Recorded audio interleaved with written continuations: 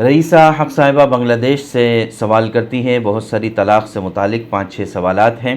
पहला सवाल उनका ये है कि अगर कोई औरत निकाह से पहले ये बात कह दे कि हर मर्द मुझ पर हराम है या मैं हर मर्द के लिए हराम हूँ, तो क्या इसकी बुनियाद पर ये औरत जब भी निकाह करेगी तो उसकी तलाक़ खुद ब खुद वाक़ई हो जाएगी या क्या मसला होगा? तो उसका जवाब ये है कि देखिए कि अगर निकाह से पहले औरत ने ये कहा है कि हर मर्द मुझ पर हराम है या मैं हर मर्द के लिए हराम हूँ, तो शरई एतबार से ये कसम बन जाती है, यानी गोया कि इस औरत ने कसम खाई है। अब अगर इसके बावजूद वो किसी से निकाह करती है तो कसम का कफ़ारा देना पड़ेगा। इसका ताल्लुक़ तलाक़ से नहीं है, इसलिए कि तलाक़ का एतबार उसी वक्त होगा जबकि निकाह हो जाए। निकाह होने के बाद तलाक़ का मामला आता है, निकाह होने से पहले तलाक़ के बारे में कुछ भी नहीं कहा जा सकता। और तलाक़ देने का मुकम्मल इख्तियार अल्लाह तबारक व तआला ने मर्द के हाथ में दिया है, लिहाजा औरत के ये कह देने से कुछ फ़र्क नहीं पड़ेगा, अलबत्ता उसको अपने कसम का कफ़ारा अदा करना पड़ेगा। दूसरा सवाल इनका ये है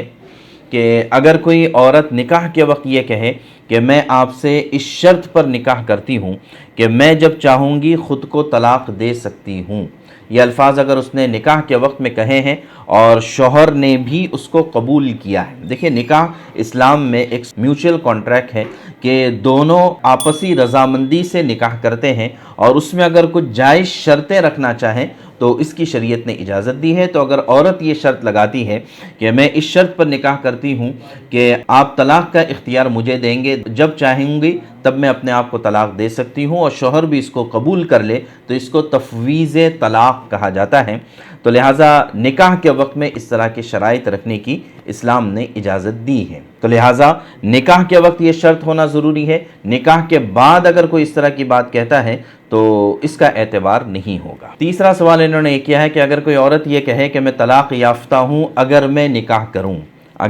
करूँ तो तलाक़ याफ्ता हूँ, तो इसके बारे में क्या हुक्म है? तो उसका जवाब ये है कि ये कौल भी, ये बात भी इसके निकाह पर कोई असर नहीं करेगा, इसलिए कि तलाक़ का हुक्म उसी वक्त होगा जबकि निकाह हो जाए, और अभी निकाह ही नहीं हुआ था, निकाह होने से पहले उसने ये बात कही है, तो इससे तलाक़ वाक़ई नहीं होगी। चौथा सवाल उन्होंने किया है, क्या औरत के कहने से बग़ैर शौहर की तफ़वीज़ के तलाक़ हो सकती है? कि अगर शौहर ने तफ़वीज़ तलाक़ नहीं किया, जिसका भी तज़किरा आया कि निकाह के वक्त में तलाक़ का इख्तियार औरत को नहीं दिया है, तो फ़िक़्ह हनफ़ी के मुताबिक शौहर के तलाक़ का हक़ दिए बग़ैर औरत किसी कौल या अमल से अपने ऊपर तलाक़ वाक़ई नहीं कर सकती है कि अहादीस में और शरीयत ने तलाक़ का सारा इख्तियार शौहर के हाथ में दिया है। तो लिहाजा जब तक शौहर वो उस तलाक़ का इख्तियार औरत को तफ़वीज़ न कर दे, उस वक्त तक औरत ख़ुद अपने ऊपर तलाक़ वाक़ई नहीं कर सकती है। इसमें शरीयत की बड़ी हिकमतें हैं।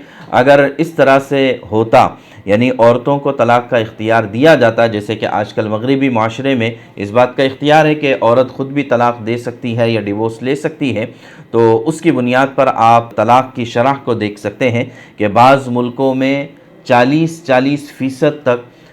शादियां टूट जाती है और तलाक़ वाक़ई हो जाती है, सिर्फ़ इस वजह से कि वहाँ पर मर्द को भी तलाक़ देने का इख्तियार है, औरत को भी तलाक़ देने का इख्तियार है। तो लिहाजा इस्लाम की इस नेमत उज़्मा पर हमें अल्लाह ताला का शुक्र अदा करना चाहिए कि अल्लाह ने ख़ानदानी निज़ाम को चलाने के लिए मर्द को ज़िम्मेदार बनाया है, तलाक़ का इख्तियार उसके हाथ में रखा है। पाँचवा सवाल इन्होंने किया है कि OCD या वसवसे के दौरान तलाक़ का क्या मसला है? यानी अगर कोई औरत OCD की बीमारी में मुब्तला है या वसवसे का शिकार है और बार बार उसको तलाक़ के ख़यालात आते रहते हैं, तो महज तलाक़ के ख़यालात आने की वजह से तलाक़ वाक़ई नहीं होती, कि तलाक़ के लिए शौहर का तलाक़ देना बाकायदा ज़रूरी है, उसका बाकायदा प्रोसीजर है और उस प्रोसीजर को फॉलो करने के बाद जाकर तलाक़ वाक़ई होती है। महज वसवसे की बुनियाद पर तलाक़ नहीं हो सकती। आखिरी सवाल इन्होंने ये किया है कि OCD या वसवसे के दौरान ख़ुद को तसल्ली देने का क्या तरीक़ा हो सकता है? तो तसल्ली देने का उसका तरीक़ा ये हो सकता है कि जब ये ख़यालात हैं और वसवसे हैं, तो फिर इसकी तरफ जितना आप तवज्जो देंगे इतना ये वसवसे बढ़ते चले जाएंगे। लिहाजा جتنا ہو سکے اس سے نظر انداز کرنا ہے، اعراض کر دینا ہے، اور قرآن کریم کی تلاوت کا بہت زیادہ اہتمام، اور اسی طرح اللہ تبارک تعالیٰ سے پناہ مانگنے کا، اعوذ باللہ من الشیطان الرجیم، اس کا بھی بہت زیادہ اہتمام کریں تو انشاءاللہ اس بیماری سے اللہ تبارک تعالیٰ نجات عطا فرماتے ہیں۔ چونکہ یہ او سی ڈی کا ذکر آیا ہے تو او سی ڈی یہ اصل میں کہا جاتا ہے آبسیسو کمپلسو ڈس آرڈر، یعنی ایک ذہنی طور پر بیماری ہوتی ہے کہ مریض کو غیر ضروری اور بار بار خیالات آتے رہتے ہیں، وسوسہ آتا رہتا ہے، خوف کا سامنا ہوتا ہے، تو یہ بار بار اس طرح کی ذہنی بیماری ہوتی ہے۔ اس میں وسوسے میں مبتلا ہو جاتا ہے کہ مثال کے طور پر صفائی ہوئی یا نہیں ہوئی، وضو ہوا یا نہیں ہوا، میری نماز ہوئی یا نہیں ہوئی، اس طرح کی اور چیزیں جو ہے اس میں مبتلا ہو جاتے ہیں۔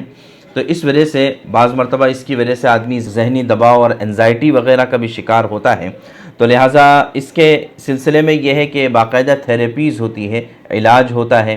کہ وہ اپنے خیالات اور افعال کو کیسے کنٹرول کر سکے، اس کو سی بی ٹی کہا جاتا ہے، اس کے ذریعے سے علاج ہوتا ہے۔ اس کے علاوہ میڈیکیشن، بعض دوائیاں بھی ہوتی ہے، یا جو ہے دعاؤں کے ذریعے بھی اللہ کی ذات پر توکل کرتے ہوئے دعاؤں کے ذریعے بھی اس کا علاج کیا جا سکتا ہے۔ اللہ تبارک تعالیٰ اس طرح کی تمام بیماریوں سے تمام مسلمانوں کی حفاظت فرمائے، اور اگر یہ سوال کرنے والی خاتون اس میں مبتلا ہے تو اللہ تبارک تعالیٰ ان کو بھی جلد از جلد شفائے کامل عطا فرمائے۔